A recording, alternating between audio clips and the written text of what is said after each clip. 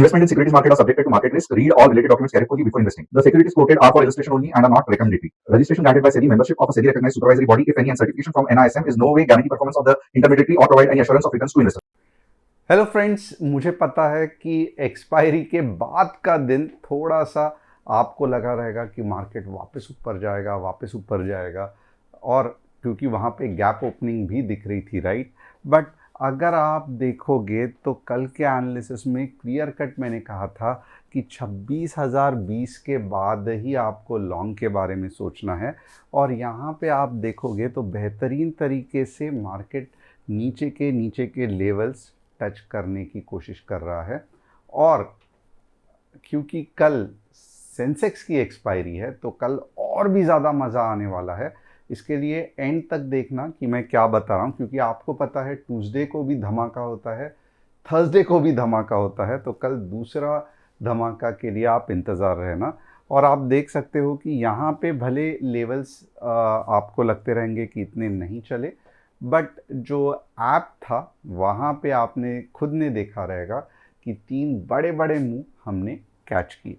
अब थोड़ा सा देखते हैं कि कल के लिए क्या होने वाला है, बट उससे पहले टॉप न्यूज़ क्या है। तो ये थोड़ा सा कुछ मार्केट को रिलीफ या गेम चेंजर हो सकता है। India US trade stock 3-day informal talks kick off today with US deputy Rick Switzer and India's Commerce Secretary Rajesh Agarwal targeting tariff cut on India's export।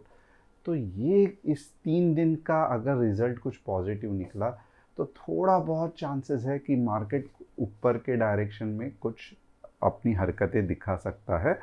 और यहाँ पे क्या है तो focus on first phase bilateral trade agreement aims to double, ध्यान देना double, 191 billion से लेके 500 बिलियन का बाय 2030 का ट्रेड यूएस से कैसे करे।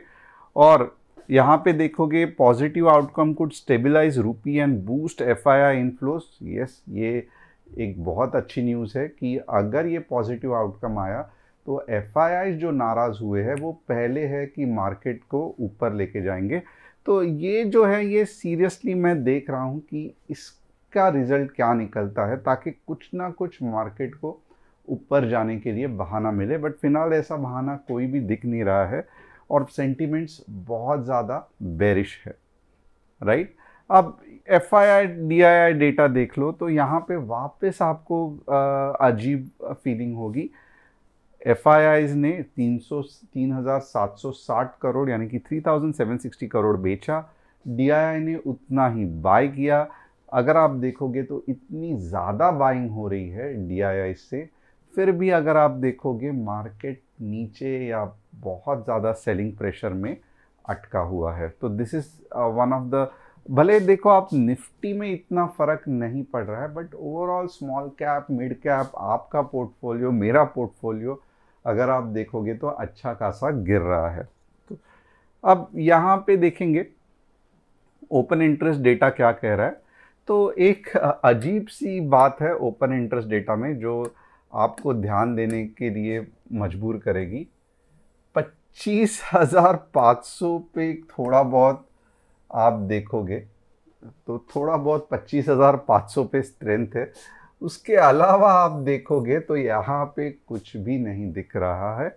और 25,800 आप देखोगे तो यहाँ पे कॉल राइटिंग बहुत बढ़िया हो गई है। 26,000 का तो नाम निकालना भी मुश्किल है। और अगर 26,000 टूट गया आपके बाद तो बहुत फैंटास्टिक आपकी रैली आ सकती है, क्योंकि आप देख सकते हो कितनी ज़बरदस्त कॉल राइटिंग 26,000 पे हुई है। और लोअर लेवल्स पे अगर आप देखोगे यहाँ पे कोई कॉन्फिडेंट ही नहीं है कि मार्केट ये सब सस्टेन कर लेगा। इसके लिए जो पुट वाले हैं उन्होंने क्या किया है, अपना जो सपोर्ट है वो 25,500 पे बनाया है। तो मे बी ये थोड़ा सा इंडिकेशन है कि मार्केट कहाँ तक जा सकता है। अब आपको ये ओपन इंटरेस्ट से क्या लगता है मुझे कमेंट करके बताना। अब और एक न्यूज़ क्या है तो आइए देखते हैं और कुछ टॉप न्यूज़ क्या है। Telecom stocks attract robust FPI buying in late November signalling sustained bullish momentum driven by major block deals, 5G rollouts, Energy sector draws substantial inflows, lifting oil and gas play on robust refining margin. तो yes, oil and gas के लिए वापस अगर US का कुछ बात निकली तो ये एक सेक्टर रहेगा जो आपको देखना पड़ेगा। टेलीकॉम्स में अच्छी बाइंग हो रही है। FMCG and auto sectors encounter notable outflow reflecting profit booking. तो ये दो सेक्टर में, एफएमसीजी एंड ऑटोज में प्रॉफिट बुकिंग हो रही है। अब सबसे पहले और क्या चीज़ है जो मैं आपको ध्यान देने के लिए रिक्वेस्ट करूंगा, अगर आपने अभी भी चैनल को सब्सक्राइब, बेल बटन को हिट नहीं किया है तो फटाफट चैनल को सब्सक्राइब, बेल बटन को हिट करना। और अगर आपको हमारे फैमिली का हिस्सा बनना है तो डिस्क्रिप्शन में नीचे लिंक दी गई है, उसे आप क्लिक करोगे, यहाँ पे अपना नाम और फ़ोन नंबर ऐड करोगे और आप ऐप का एक्सेस फटाफट हमसे ले सकते हो, ताकि आप भी देखिए कि कैसे हम प्लान तरीके से entry, target, stop loss decide करके ट्रेड करते हैं। अब आइए चलते हैं, ये मार्केट का जो स्ट्रक्चर बन रहा है उसकी बात करें।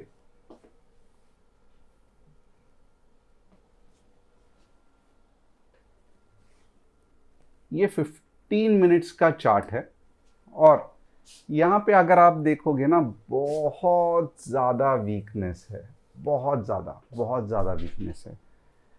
क्यों मैं ऐसे कह रहा हूँ बहुत ज़्यादा वीकनेस है?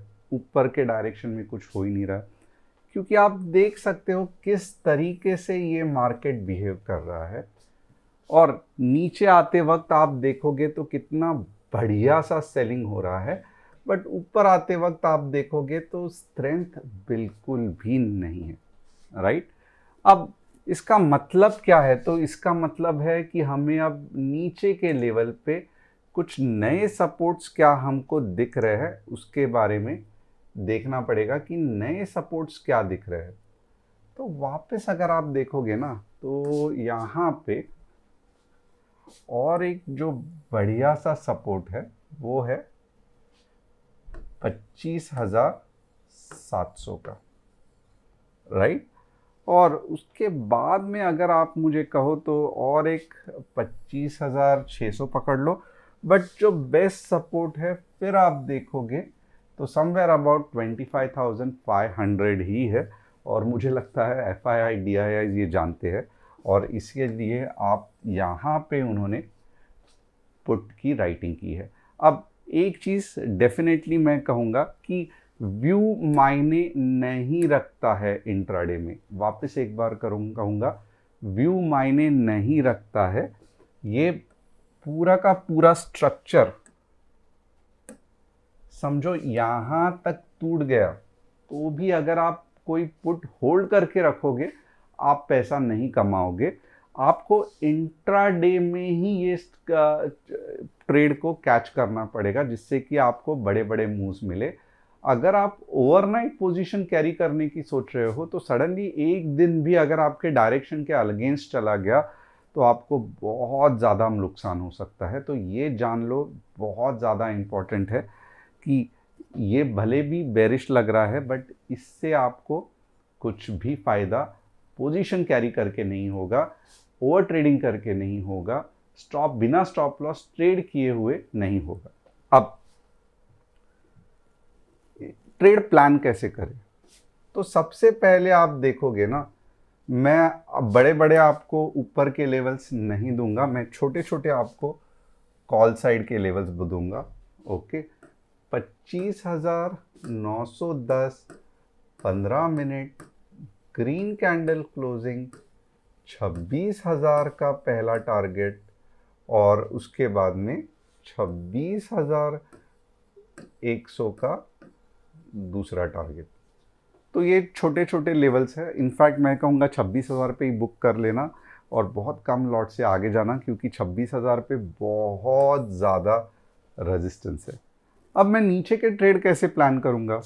तो नीचे के ट्रेड मैं कुछ इस तरीके से प्लान करूँगा। समझो मार्केट 25,800 तक आया, फंटास्टिक, वहाँ पे अगर रुक गया तो एक तो मैं इस तरीके से अपने वापस पुट प्लान करूँगा, ओके।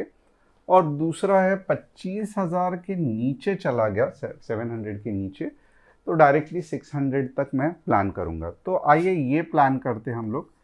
25,000, right?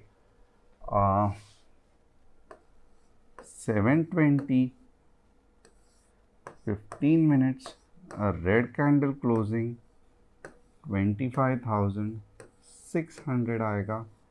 और एक जो है समझो ऊपर चला गया, 25,800 के लेवल पे चला गया, तो वहाँ से भी आप देख सकते हो शॉर्ट करने का, और तब भी क्या होगा, 25,700 आपका पहला टारगेट होगा और 600 आपका दूसरा टारगेट होगा। ये रहा केस 1 और ये रहा केस 2।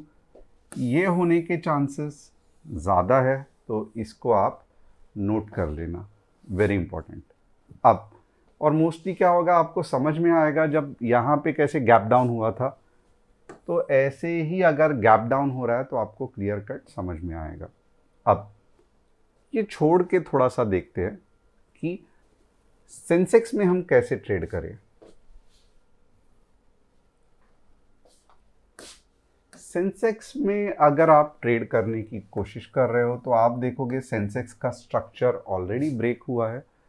तो बेसिकली सेंसेक्स में मैं यही कहूँगा कि 84,800 के ऊपर ही आप 85K तक सोच सकते हो, और यहाँ पे आप देखोगे तो 84,350 के नीचे ही आप लगभग 84K के बारे में सोच सकते हो।